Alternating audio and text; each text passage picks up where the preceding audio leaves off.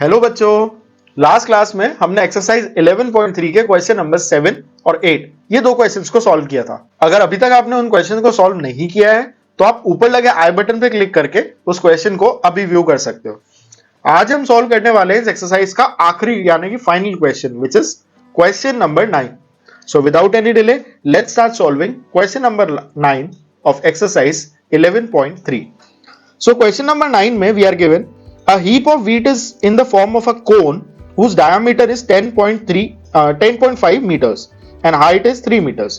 तो सबसे पहले हम एक कोन ड्रॉ कर लेते हैं। इस कोन की शेप में व्हीट यानी कि गेहूं रखा हुआ है और इस गेहूं की जो हीप बनाया हुआ है, इस हीप की जो हाइट है वो तो है 3 मीटर्स और जो रेडियस है, रेडियस हमें दी नहीं हुई बट डायमीटर दिया हुआ है विच इज 10.5। तो radius will be equal to half of diameter which is 10.5 by 2। The first part of the question is we need to find its volume. तो वॉल्यूम फाइंड करने के लिए वॉल्यूम ऑफ कोन का formula लगाना है सिंपल। तो volume of cone it is equal to 1/3 pi r square h. 1/3 को 1/3 रहने दिया, पाई को 22/7। रेडियस है हमारे केस में 10.5 by 2, तो 10.5/2 लिख देते हैं और दोनों डेसिमल हटा के नीचे एक जीरो लगा देते हैं इंटू एच इज 3। थोड़ा सा इसको सिंप्लीफाई कर लेते हैं। 3 से 3 कैंसिल, 5 21 टाइम्स में गया 105 और 4 टाइम्स में गया 20। Similarly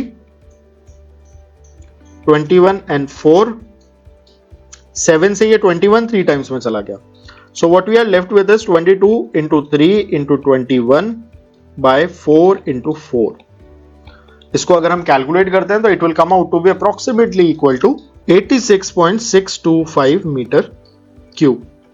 So this is the total volume of the wheat जिसको हमने कोन की शेप में रखा है। Now let's talk about the part 2 of the question। Part 2 of the question में we are given the heap is to be covered by canvas to protect it from rain। अब इस heap को हमें rain से protect करना है और rain से प्रोटेक्ट करने के लिए हमें इसके ऊपर एक कैनवस लगाना है। Find the area of the canvas required. अब क्योंकि कैनवस बाहर की तरफ लगाया जाता है, कवर किया जाता है, इसलिए कैनवस लगाने के केस में we need to calculate the area not the volume. So यहां से हमारा वो जो डिफरेंस था, बेसिक डिफरेंस की वॉल्यूम और एरिया में क्या फर्क होता है वो क्लियर होता है। वॉल्यूम हमेशा तब यूज करना है हमें जब हमें किसी चीज के अंदर टोटल कंटेंट कितना है, उस चीज की कैपेसिटी कितनी है ये फाइंड आउट करना है।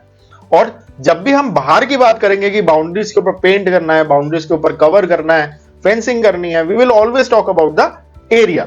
सो let's calculate the area of this figure. और एरिया कौन सा, क्योंकि हमें जो कैनवस लगाना है वो हम खाली बाहर बाहर लगाएंगे, नीचे की तरफ नहीं लगाएंगे। So that is why we will be calculating the curve surface area of this cone and उसका जो फॉर्मूला होता है that is equal to pi are l. अब इस पर्टिकुलर केस में हमारे पास में एच है, आर है बट एल नहीं है, तो सबसे पहले हम वो एल कैलकुलेट करेंगे। So by Pythagoras theorem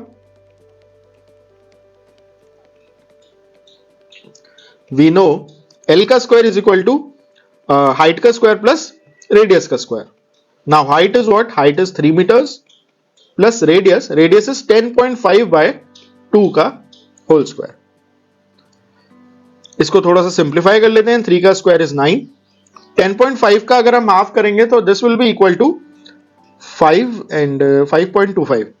so 5.25 का होल स्क्वायर, 5.25 का होल स्क्वायर करा तो it will come out to be 27.56। इसको ऐड कर देते हैं 36.56 which is L square। So L will come out to be under root of 36.56। Decimal हटा के नीचे 100 ले लेंगे।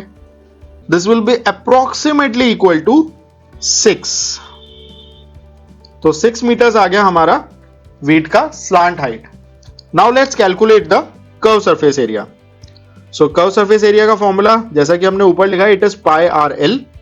वैल्यू हम यहां पे पुट कर देते हैं। So pi is 22/7, R is 10.5/2 into L is 6।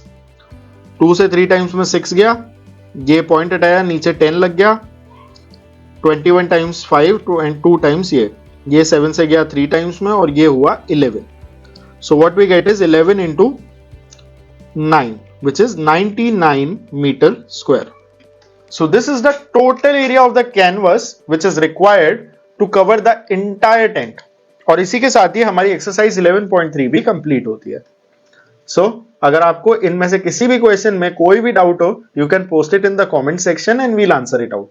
And don't forget to like and share our video and subscribe our channel. Thank you.